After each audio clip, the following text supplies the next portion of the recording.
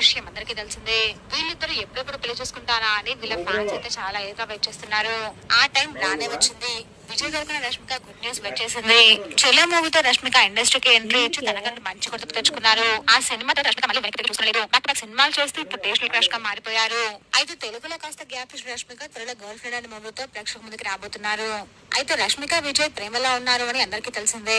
గీతా గోవిందం cinema నుంచి వీరిద్దరు ప్రేమలో ఉన్నారని అందరికి క్లారిటీ వచ్చేసింది. ఈ విషయం వీళ్ళు ఆఫీషియల్ గా అనౌన్స్ చేయకపోయినప్పటికీ ఇద్దరు కలిసి వెకేషన్స్ కి వెళ్లడం హింసిస్తూ వచ్చారు.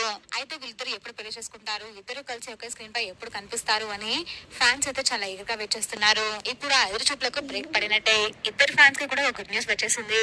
నిన్న నైట్ ఒక పెద్ద ప్రొడక్షన్ హౌస్ నుంచి ఒక ట్వీట్ రావడంతో ఫ్యాన్స్ అందరూ చాలా ఎక్సైట్ అయ్యారు.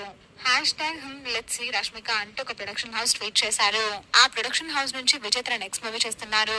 మే 9న విజయ్ దేవరకొండ బర్త్డే సందర్భంగా ఆ ప్రాజెక్ట్ ని అనౌన్స్ చేయబోతున్నారు.